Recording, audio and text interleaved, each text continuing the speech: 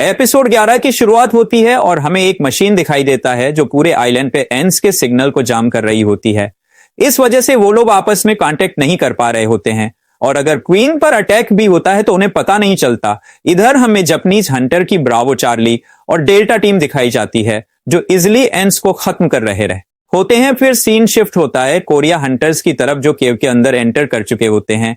वो लोग नोटिस करते हैं कि केव के अंदर बहुत सारे टनल्स हैं, लेकिन ये बताना मुश्किल होता है कि उनमें से कौन सा एंट क्वीन का था। अगर एक एक करके चेक करते तो काफी ज्यादा टाइम लग जाता। तभी जनिन डिसाइड करता है कि वो अपने एक्सप्लोजन अटैक से सारे टनल्स को उड़ा देगा। जो टनल बच जाएगा वही एंट क्वीन का होगा और एग्जैक्टली यही होता है। सब टनल डिस्ट्रॉय हो जाते हैं सिर्फ एक टनल को छोड़कर जो कि एंट क्वीन का होता है। फिर वो लोग उस टनल के अंदर चले जाते हैं। दूसरी तरफ हमें जिन वो दिखाई देता है जो अपना डेली क्वेस्ट कंप्लीट कर रहा होता है एक पार्ट में, लेकिन वहां पूरी तरफ सन्नाटा होता है, दूर दूर तक नहीं दिखता क्योंकि सब लोग जेजू आइलैंड की लाइव ब्रॉडकास्ट देख रहे होते हैं। फिर वापस सीन शिफ्ट होता है कोरिया हंटर्स की तरफ जो टनल के अंदर और आगे बढ़ रहे होते हैं। अंधेरा काफी ज्यादा होता है लेकिन फिर भी उन्हें एक बड़ा सा रूम मिलता है जहां छोटे छोटे अंडे होते हैं। इसका मतलब था कि वो लोग क्वीन के काफी करीब पहुंच चुके थे। जनिन सारे एग्स को जलाने वाला होता है लेकिन चा उसे रोक लेती है और दिखाती है कि उनके बीच में एक बड़ा एग है जो ऑलरेडी टूटा हुआ है। उनको लगता है कि शायद वह एक से क्वीन का रॉयल गार्ड निकला होगा। इधर हमें चार्ली टीम दिखाई जाती है जिसमें कि किन जो अकारी जो है खलर होती है और एक चश्मे वाला हंटर होता है। इस टीम में मोस्टली किन जो ही फाइट कर रहा होता है। इस वजह से वो थोड़ा सा इंजर्ड हो जाता है। वो आकारी से हील करने के लिए कहता है लेकिन आकारी मजाक करते हुए बोलती है अगर तुम चाहते हो कि मैं तुम्हें हील करूं तो बदले में मुझे कुछ चाहिए। लेकिन इस बार वो पैसे नहीं होगा। किंजो इरिटेट होकर कहता है कि अच्छा ठीक है बताओ क्या चाहिए, लेकिन उसके जवाब देने से पहले ही एंड्स का एक और झुंड आता है। किंजो जल्दी से बोलता है मजाक करना बंद करो और जल्दी से हील करो, टाइम नहीं है। इतना कह ही रहा होता है कि अचानक से आकारी का सर उड़ जाता है। ये सब इतनी जल्दी होता है कि बाकी के दो हंटर्स देख भी नहीं पाते। किंजो एक बहुत पावरफुल राफील करता है और जो उसकी तरफ तेजी से आ रहा था, लेकिन वो इतनी स्पीड से आता है कि किंजो को रिएक्ट करने का भी टाइम नहीं मिलता और उसका भी सर उड़ जाता है। चश्मे वाला हंटर पैनिक कर जाता है और भागने की कोशिश करता है लेकिन उसका भी सर तुरंत उड़ जाता है। सिर्फ 3 सेकंड के अंदर 3 पावरफुल एस रैंक हंटर्स का पत्ता कट जाता है। कोई बच का खेल हो जैसे ये सीन देखकर कि मैं लिटरली शॉक हो गया था कुछ टाइम पहले। देखिए ये लोग मस्ती कर रहे हैं। 1 सेकंड में सब खत्म। इससे आप अंदाजा लगा सकते हो कि यह नया एंट मॉन्स्टर कितना ज्यादा पावरफुल है। दूसरी तरफ कोरिया हंटर्स क्वीन की ओर करीब पहुंच जाते हैं जहां उनका सामना क्वीन के बॉडीगार्ड से होता है। ये 3rd जनरेशन के रॉयल गार्ड्स होते हैं जो सबसे वीक होते हैं, लेकिन फिर भी हर एक गार्ड एस रैंक हंटर जितना स्ट्रांग होता है। डंगशुक अपनी सीट से उनको रोक रहा होता है और चा अपनी तलवार से उन्हें बीच से काट रही होती है। बाकी हंटर्स भी मिलकर के 3rd जनरेशन के एंड्स को खत्म कर देते हैं, लेकिन अब सामना होने वाला था 2nd जनरेशन के एंड से जो और भी पावरफुल होते हैं। तभी बिंगो एक मैजिक स्पेल का यूज करता है जो टेम्परली सब हंटर्स को पावर को बूस्ट कर देता है। अब वो लोग क्वीन के चेंबर की तरफ बढ़ने लगते हैं, लेकिन उससे पहले उनका सामना 2nd जनरेशन के एंड से होता। फिर सीन शिफ्ट होता है और दिखता है कि टीम चार्ली का काफी देर तक कांटेक्ट नहीं आने पर टीम डेल्टा उन्हें चेक करने के लिए जा रही होती है। वहां पहुंचकर उन्हें चश्मे वाले हंटर का टूटा हुआ चश्मा मिलता है। वो लोग आसपास उन्हें ढूंढ रहे होते हैं। तभी काई अचानक उल्टी करने लगता है, जैसा कि आपको पता है कि काई का नोज चा की तरह काफी सेंसिटिव है। उसे एक इतनी बदबूदार स्मेल आती है कि वह कंट्रोल नहीं कर पाता और यह स्मेल तेजी से उनकी तरफ आ रही होती है।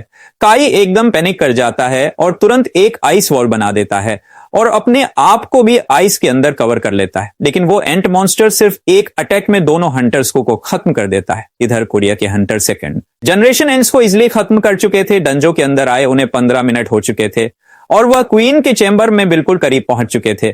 तभी चा को एक गंदी सी स्मेल आती है। योना अपनी आंखों की मदद से स्काउट करता है और देखता है कि क्वीन के साथ उसके 8 रॉयल गार्ड्स हैं जो 1st जनरेशन के एंड्स होते हैं। तभी डोंगशुक चा से कहता है मैं क्वीन को संभाल लूंगा, तुम बस रॉयल गार्ड्स को देख लेना। जनिन अपने फ्लेम से रॉयल गार्ड्स को जला रहा होता है। तभी एक एंट उनके पीछे से अटैक करने वाला होता है, लेकिन लिम अपने एरो से उसे मार गिराता है। योना फाइनली अपनी बेस्ट फॉर्म में ट्रांसफॉर्म हो जाता है। वो अब एक खुद मॉन्स्टर की तरह लग रहा। अपने दोनों हाथों से वो एक साथ 2 रॉयल गार्ड्स को सिर पकड़ के क्रश कर देता है। इधर डोंगुर से क्वीन को रोक रहा होता है। फिर सीन शिफ्ट होता है और हमें दिखाई देता है कि पूरे कोरिया के लोग इस रेड का लाइव ब्रॉडकास्ट एंजॉय कर रहे हो। एक पॉइजनस लिक्विड फेंक है जो डोमस्विंग बन जाते हैं, पर बिंगू बिना टाइम वेस्ट किए उन दोनों को हील कर देता है। यह देखकर कि क्वीन सीधा हीलर पर अटैक करने के लिए बढ़ती है, लेकिन डोंगुर अपनी सीट से उसको रोक देता है। उसके तुरंत बाद जॉन इन अपने एक बड़े फ्लेम अटैक से क्वीन को जला देता है। क्वीन की पूरी बॉडी आग से जलने लगती है और वह काफी वीक हो जाती है। सब लोग सोच ही रहे होते हैं कि अब फाइनली वो जीतने वाले होते हैं, तभी अचानक क्वीन एक जोर से चिल्लाती है।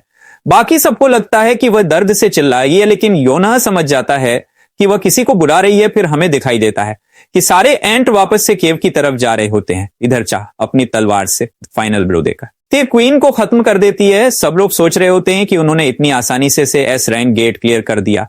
तभी उन्हें पता चलता है कि सारे एंट्स उनकी तरफ आ रहे हैं। कोरिया हंटर्स ऑलरेडी थोड़े वीक हो चुके होते हैं कंटिन्यूस फाइट करने की वजह से, इसलिए वो जल्दी से वहां से निकलने का प्लान बनाते हैं।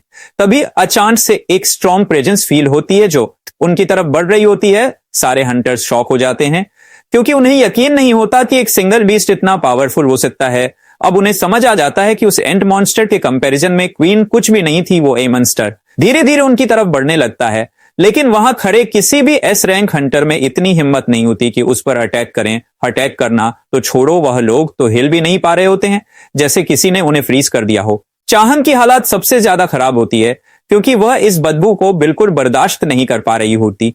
एंट मॉन्स्टर उन सबके बीच से निकल करके उनकी तरफ से गुजर जाता है, लेकिन कोई कुछ नहीं कर पाता।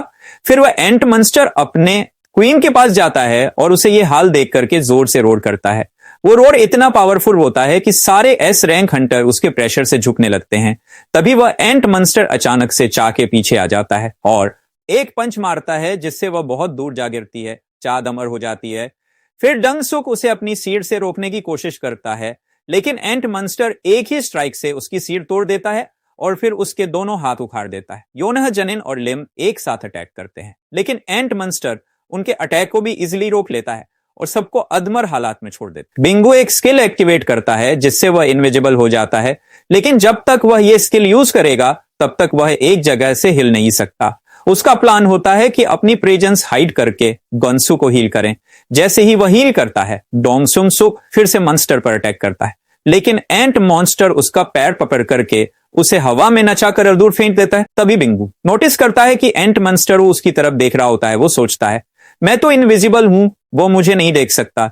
लेकिन जैसे ही वो यह सोच रहा होता है, एंट मॉन्स्टर उसके पीछे आ जाता है। एक ही सेकंड में वह अपना हाथ बिंगू के चेस्ट के अंदर घुसा करके डोनट बना देता है। फिर वो बिंगू के सर अपना मुंह से दबा करके क्रश कर देता है और उसका खून पीने लगता है। यह देख करके बाकी हंटर शॉक हो जाते हैं। योना को पूरा गुस्सा आ जाता है क्योंकि बिंगू उसका दोस्त था। वह बिना सोचे समझे एंट मॉन्स्टर पर अटैक करने के लिए भागता है, लेकिन एंट मॉन्स्टर उसका गला पकड़ लेता है। यानी बीस्ट फॉर्म से सीधा नॉर्मल फॉर्म में आ जाता है। तभी वो एंट मॉन्स्टर बोलता है कि तुम सब वीक हो। सब हंटर शॉक हो जाते हैं। उन्होंने पहले कभी कोई मॉन्स्टर को इंसानों की भाषा बोलते नहीं सुना था।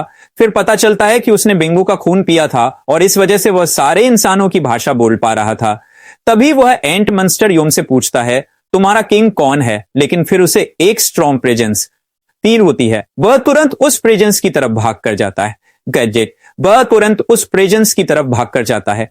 कोरिया हंटर्स को छोड़ करके आप लोग कमेंट में गेस करो कि वो कौन हो सकता है। देखता हूं मैं भी कि कौन सही होता है।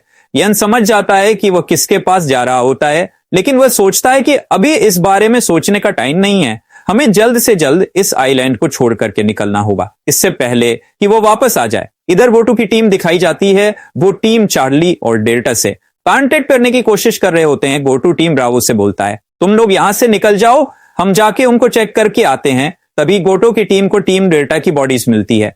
उसी वक्त गोटो समझ जाता है कि ये मॉन्स्टर बहुत ज्यादा पावरफुल है। इस आइलैंड पर रुकना बहुत बड़ा रिस्क हो सकता है। हमें पता चलता है कि ये सब गोटो का पहले से ही प्लान था। अगर कुछ गड़बड़ होती है तो वह कोरिया हंटर्स को वहीं छोड़कर निकल जाता। उसे पता होता है कि कोरिया हंटर्स में से एक भी इस आइलैंड से जिंदा नहीं बचने वाला, इसीलिए वो अपनी बची हुई टीम को तुरंत वहां से निकलने के लिए बोलता है। तभी गोटो को एक स्ट्रॉन्ग प्रेजेंस फील होती है जो कि उसकी तरफ बहुत तेजी से आ रही होती है। और जैसे ही वह एंट मॉन्स्टर वहां है, वहां खड़ी एक लड़की का सर तुरंत उड़ जाता है। गोटो तुरंत अपनी तलवार निकाल लेता है और अपने बचे हुए टीम को ऑर्डर देता है वो तुरंत यहां से चले जाएं। एंड मॉन्स्टर गोटो से पूछता है क्या तुम किंग हो? गोटो सोचता है क्या तुम किंग हो? किंग हो भी आता है, बहुत गर्व से बोलता है किंग हाँ मैं ही किंग हूं।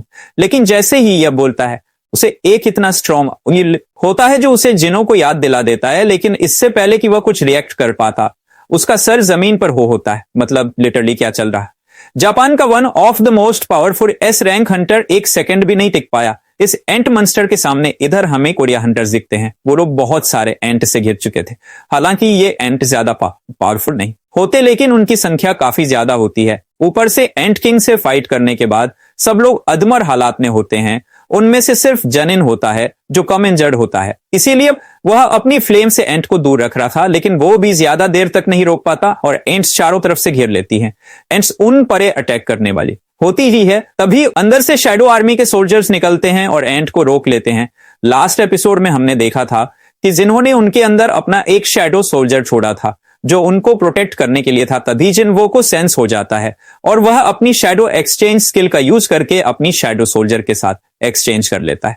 फिर वह अपनी पूरी शैडो आर्मी को बुला लेता है। लिटरली ये सीन देख करके गूज बम्स आ गए थे। खैर इसके बाद यह एपिसोड यहीं पर खत्म होता है, लेकिन आप लोगों के लिए एक नया क्वेश्चन है जो सबसे पहले इसका जवाब देगा उसका कमेंट में पिन कर दूंगा और नेक्स्ट वीडियो में शट आउट